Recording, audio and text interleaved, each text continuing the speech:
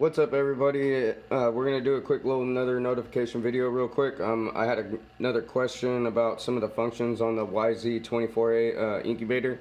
So I'm just gonna run through this real quick. It's kind of late right now, so I'm just gonna kind of blast through this real quick. I'm also gonna do another manual video because I had a lot of other people I've seen on other videos and stuff that are asking a lot of questions about the actual manuals.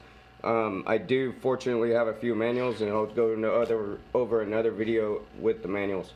But the question that I had tonight was about the actual function of trying to get some of the countdown features and stuff like that to actual reset, or to make it count down the way it's supposed to. Right now I'm on day 18 with the set that's in here right now. I have a set that's in here right now. I have it on high moisture right now. Again, with the electrical tape, I just peeled this one off, but we have really good high moisture right now. These guys are on day 18. The only reason I know that is because that I actually, I know the dates and everything else on that. I'm at 69% humidity, but you can't see right now in the video. I'll move the camera around and stuff maybe, but this is at day 32. So on day 32, the only reason why is because I haven't switched it over yet. But the question was tonight is about switching that over. So what we're gonna go over tonight is right here in the manual. See, we're gonna go over number 4. Okay, number 4 is actually the one that you use for switching it over. Okay, I tend to hit number 4 about 5 times a day. Some people don't. I only do because constant rotation seems to work best for me. But other people, they just let it do its normal 5 positions. There's nothing wrong with that. Okay, so when we hit it one time, we know what it does. It's gonna rotate and give us 1 rotation. So now we're in the other position. When that's really not what we're worried about, because see, look, it goes back to 32. So click that again, but hold it, and see how everything beeps and goes to 88. Let it do another full rotation.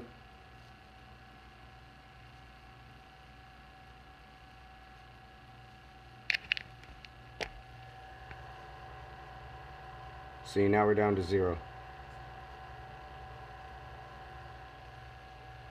So I'm gonna set this other incubator up real quick, and it'll be the same kind of thing. Get all these rooster ties out of the way. Tails up.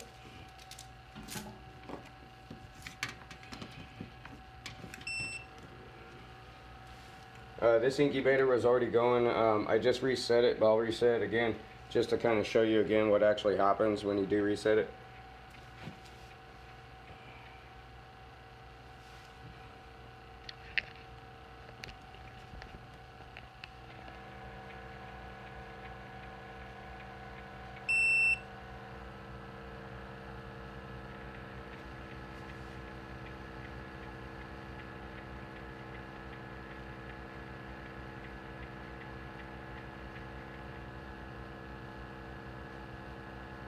And we're back at 0. The other thing that this actually works good for too is sometimes this little blue thing right here, one thing that the manual doesn't show you is that little blue thing right there. Do not get that wet. You get that thing wet, this thing will beep freaking like bonkers. It will never shut up. So, and one of the only ways to get it to shut up is actually unplug it, let it sit for I let mine sit for almost a whole day. And then freaking I turned it back on. It was still with the normal days that it already had, and so when I plugged it back in, it was still going bonkers. And then I reset it, and this thing was dry, but I actually took that apart and dried it out also. So do not get that thing wet. It can be moist or whatever, but when you're pouring more water into it, if you're not using that, because sometimes that right there, that little tube right there, it seems to get it all in there, but it doesn't seem to get it in this back gully sometimes.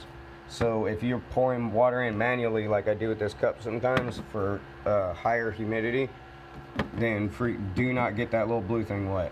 You'll regret it. It'll make you go nuts. I mean, my wife about freaking killed me. But yeah.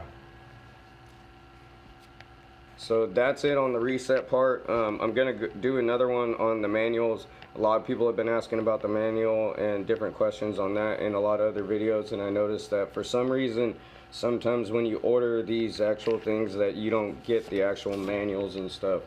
Um, the other thing that I actually strongly recommend is those are the actual 2 boxes that come with each incubator. I have another one too, but don't get rid of the box and don't get rid of the foam that comes with the box, and we'll go over that in the manual video. I have this manual here that we'll go over, and then I also have this manual here that we'll go over.